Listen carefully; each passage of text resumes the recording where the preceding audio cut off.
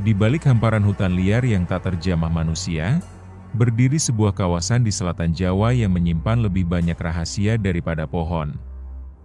Alas Purwo, nama yang dibisikkan dengan hati-hati.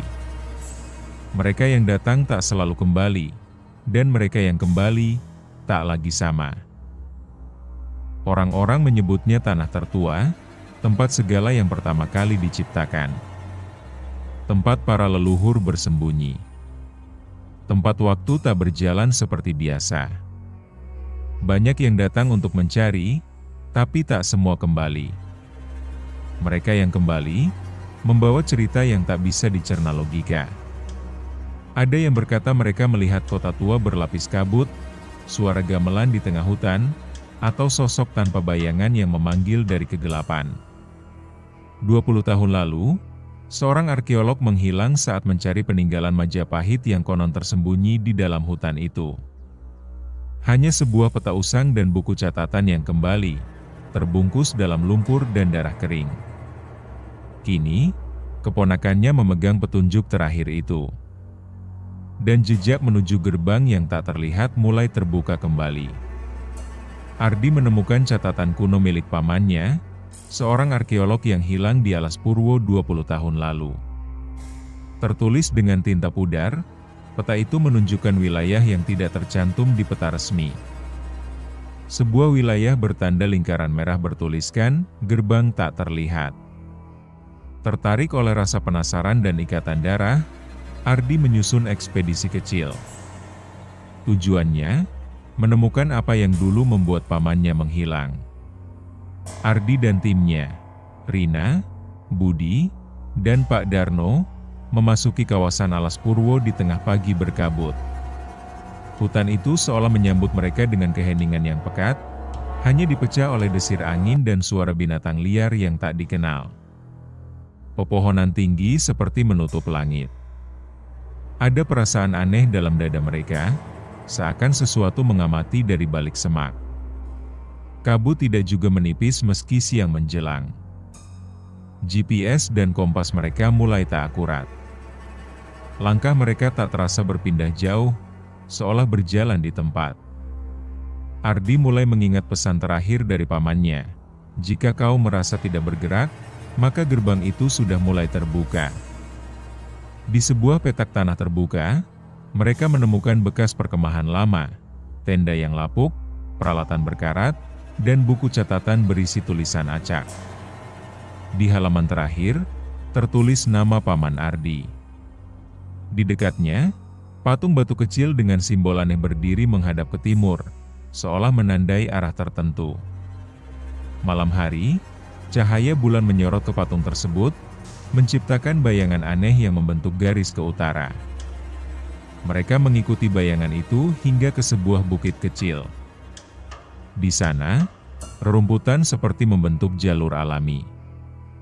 Ardi merasa seperti dituntun oleh sesuatu yang tak terlihat. Jalur itu membawa mereka ke celah tanah sempit yang dikelilingi akar pohon besar.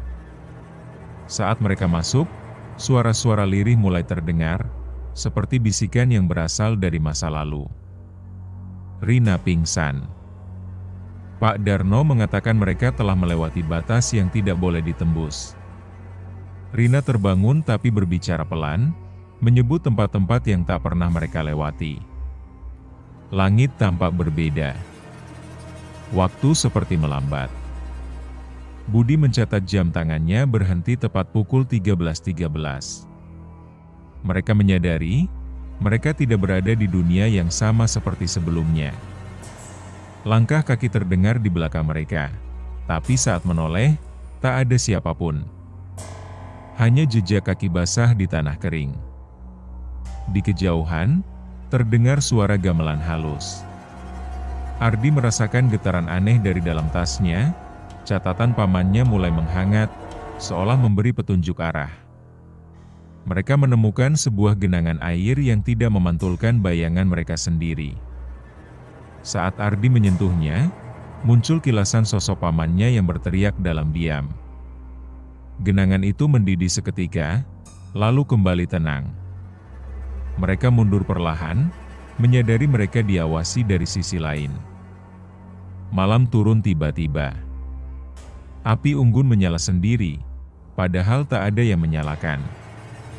Rina bermimpi tentang upacara kuno, sementara Pak Darno menulis simbol yang tak pernah ia pelajari. Dalam kegelapan, suara-suara mulai berbicara dalam bahasa asing, tapi mereka bisa memahaminya. Bayangan mereka mulai bergerak sendiri. Budi panik dan mencoba keluar dari hutan, tapi kembali ke tempat yang sama. Lingkaran waktu mulai terasa nyata. Ardi sadar, setiap langkah mereka kini berulang, hanya dengan detail yang sedikit berbeda. Pak Darno ditemukan hilang di pagi hari. Yang tersisa hanya sepatunya, rapi di depan pohon besar. Di batang pohon itu, ada ukiran wajahnya yang tampak menangis. Mereka mulai memahami, hutan ini menuntut tumbal. Ardi melihat jalur samar di bawah sinar matahari sore, seperti jalan kaca yang hanya terlihat dari sudut tertentu. Ia memutuskan untuk mengikutinya, meskipun Rina dan Budi mulai meragukan kewarasannya. Tapi Ardi yakin, ini adalah lintasan ke gerbang. Di tengah jalur itu, muncul sosok berjubah putih tanpa wajah. Ia tidak berbicara, tapi menunjukkan catatan pamannya, halaman terakhir yang belum pernah mereka lihat. Tertulis di sana, tinggalkan sesuatu yang kau cintai, atau kau tidak bisa kembali. Mereka tiba di tempat terbuka dengan 3 jalan berbeda. Setiap jalan menunjukkan kenangan berbeda, masa kecil Ardi, ketakutan terdalam Budi, dan penyesalan terbesar Rina. Hanya satu yang mengarah ke gerbang, 2 lainnya ke kehancuran batin. Ardi memilih jalan kenangan masa kecil. Di ujungnya, terbuka celah antara 2 pohon besar, bercahaya biru kehijauan. Angin diam, suara hutan menghilang. Gerbang itu tak terlihat bagi mata biasa, tapi kini tampak nyata bagi mereka. Di dalam gerbang, mereka menemukan ruang seperti gua dengan simbol kuno dan lukisan dinding. Di tengahnya, duduk sosok tua, pamannya, tak menua, tak berubah. Ia terjebak dalam lingkaran waktu, menjaga keseimbangan antara dunia nyata dan dunia gaib. Untuk keluar, harus ada satu yang tinggal menggantikan sang paman. Tanpa ragu, Ardi menawarkan diri, tapi Rina menghentikannya. Budi menghilang diam-diam, meninggalkan jam tangannya di lantai. Gerbang mulai menutup perlahan. Rina dan Ardi keluar dari gua dan mendapati hutan kembali normal. Tidak ada kabut, tidak ada suara-suara asing. Tapi jam tangan Budi masih menunjukkan pukul 13.13. Mereka sadar waktu tak pernah berjalan selama mereka di dalam. Mereka kembali ke kota, membawa catatan baru dan cerita yang tak bisa diceritakan kepada siapapun. Ardi menaruh jam tangan Budi di meja kerja, di sebelah peta tua. Malam itu, bayangan di dinding kamar Ardi bergerak sendiri, seolah Budi belum sepenuhnya pergi.